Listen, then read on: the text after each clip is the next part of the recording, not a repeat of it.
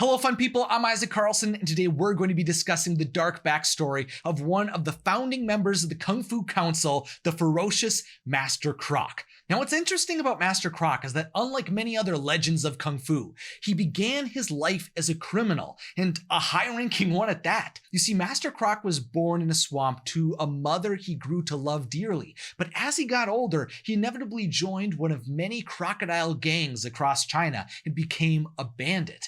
And the reality is that the path to become bandits seems to be very common for crocodiles.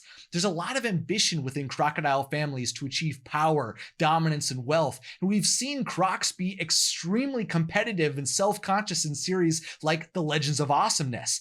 For many young crocodiles, crime seems to be the easiest road to achieve everything they think they want. Sure, there were some truly evil and ruthless bandits, but others felt forced into a life of crime. I had to become a bandit. It's the only thing I'm good at. We don't know exactly how Master Croc felt as he was beginning his career as a bandit, but we've seen that there are crocs who felt guilt for the crimes they were committing and questioned their path in life. Within the Valley of Peace, the croc bandits weren't the smartest criminals, they weren't very respected, and they never had much success. Back to the hideout. You mean your mom's basement? But through them, we saw that when they were given the opportunity to be heroes, they preferred it. How do you like being a hero, Fung? I like it a lot, Gary.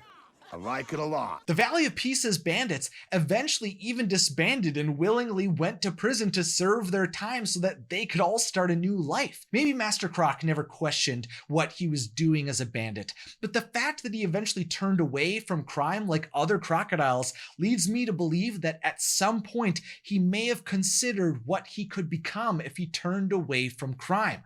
I think there could have been some conflict deep within Master Croc that he wasn't able to recognize within himself, because throughout his early life, being a bandit wasn't just the simplest choice. It also seemed like the best choice, because the truth was that Master Croc was a fantastic criminal and warrior.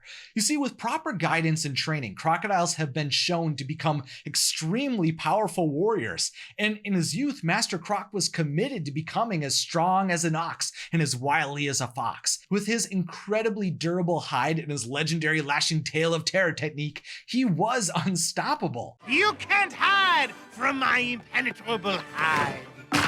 Throughout the entirety of Master Croc's time as a bandit, he was unbeaten in a fight, and that built a legend around him. There were tales that Master Croc was so cold-blooded that he once made a shark cry. He was said to be able to strike at an opponent before they could even react, and some even believed that when he bit an enemy, their ancestors felt it. And once Master Croc was able to attract attention for all of his success, he caught the eye of some of the most villainous croc bandits in all of China.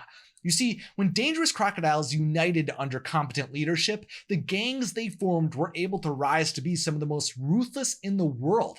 The most infamous gang run by crocodiles is remembered as being unmatched in their mischief and was famous for their traps, and they were known as the wool-stealing crocodile bandits. And yes, that was the gang Master Croc joined. On the island of crocodile bandits and across China's criminal underworld, Master Croc was a dominant and respected force even before he formally studied Kung Fu by true Kung Fu masters. And after years of dedication to his gang and rising amongst the ranks, he even became the head of the wool-stealing crocodile bandits. Now, what's even more wild about Master Croc leading that gang is that in Secrets of the Furious Five, we learn that early in Master Mantis's life, he was sent on a mission to fight those crocs to retrieve wool for some innocent sheep. He was trapped for weeks by the very bandits that Master Croc had once led. But that's the big question. How did Master Croc escape his life of crime? Well, he left it all behind once he was finally defeated in battle by someone who would become a good friend. You see, Master Croc was hunted down by Master Thundering Rhino when he left the metropolis of Gongmin City in his youth. Rhino seemed to have been on a quest to take down criminals across China, which meant he was after the head of the wool-stealing crocodile bandits. Inevitably, Croc faced Thundering Rhino on the shores of the Wasu Li River, and their battle was said to have been epic. But in the end, Thundering Rhino's superior kung fu won out over Master Croc's formidable hide and strength. The loss was painful for Master Croc to accept, and in that moment, he was convinced that he was going to be killed. but Thundering Rhino spared his life. Rhino only asked that Croc use his kung fu excellence for good, which moved Master Croc to quit his criminal life forever. On that day, the two warriors went their separate ways, but they would soon reunite again. Sure, Master Croc gave up terrorizing the weak and robbing villages, but that didn't mean he had inner peace or an understanding of how to use his skills for the greater good.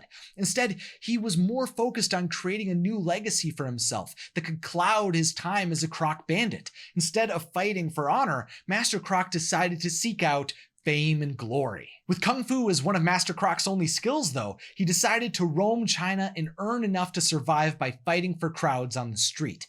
That path continued for years until his life changed when he found himself in a fighting ring in the city of Jinzhou.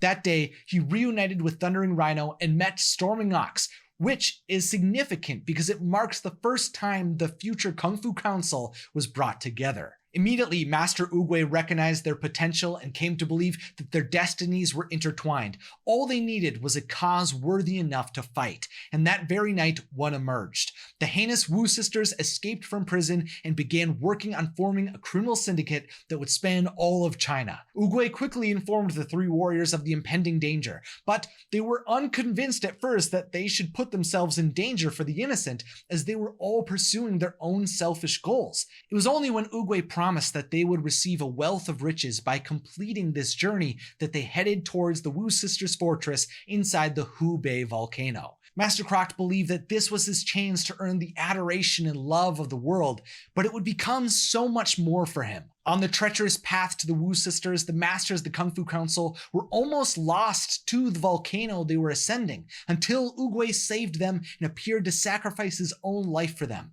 At first, it seemed like they were willing to abandon the path to the Wu sisters without their wise guide, and Master Croc even felt they had no chance of being victorious. We couldn't beat each other up, let alone the Wu sisters. But when they found a destroyed village, they were moved by the harmless bunnies who needed their help. Together, Rhino, Ox, and Croc ascended the rest of the mountain, not for their own benefit, but because it was right. Croc wasn't concerned about his past or fame or his legacy, he just wanted to help. So he banded with the other warriors to fight off the Wu sisters, and together they walked away victorious. Master Croc, the crocodile who had once led one of the most formidable gangs of croc bandits in all of China, had just taken down a criminal syndicate. He was beginning to redeem himself. Now, while Rhino, Ox, and Croc saw their potential as a team and were bonded in their friendship for life, they would not unify permanently just yet. They continued on their own individual paths until they were called together again. Croc silenced the Badger Bandits who talked about his mom. He protected the island of Chen Wei against a band of 173 roaming assassins, and he became known as an awe-inspiring aquatic arsenal of excellence. Croc's heroics were allowing his reputation to change. People were seeing that he was becoming a hero. And the cape Master Croc used for... Well, I don't know what he used it for, but let me tell you something. Made him look really cool. But soon he would be called to take on the burden of leadership once more. You see, after Lord Shen was banished from Gongmen City by his parents, the peacock rulers of the city, there was no heir to take the throne after Shen's parents passed away. To preserve order across Gongmen City, Master Thundering Rhino recruited his friends Master Croc and Master Storming Ox to come together again to finally form the Kung Fu Council. He took them both as his pupils, and they established themselves as the peaceful stewards and protectors of the city. For years, the three masters worked together as friends to create peace, and over that time, Master Croc established himself as a revered and respected master. But unfortunately, when Lord Shen returned to Gongmen City, their kung fu would be unable to stop the weapons Shen would unleash upon them. When Shen's cannon fired against Master Thundering Rhino, his life was taken, and all that remained of him was his hammer and his friends. The rest of the Kung Fu Council was shaken by the death of their leader. For Master Croc, Thundering Rhino was the person who had originally sent him down the noble path. Along Croc's journey of redemption, Rhino had been a guide and a teacher for him. But now Croc and Ox were on their own without hope. But with the encouragement of Shifu, Master Croc eventually helped the Dragon Warrior avenge Thundering Rhino by defeating Lord Shen. Years later, when General Kai attacked Gangmin City, Master Croc fearlessly went after him because he was unwilling to let fear stop him again from doing what was right. He was living up to the memory of Thundering Rhino. While Master Croc began his life as a cold-hearted and selfish bandit, he turned away from that life so that he could use his power, skills, and kung fu techniques to help the innocent and the weak. And by fighting for the individuals he had once preyed upon, Master Croc redefined his legacy. Fun people, if you'd like to support the channel, consider joining our community over on Patreon and consider checking out imagineivestore.com, where magical merch like this shirt comes to life. All the links are down below. Thank you so much for watching, and of course, have a magical day.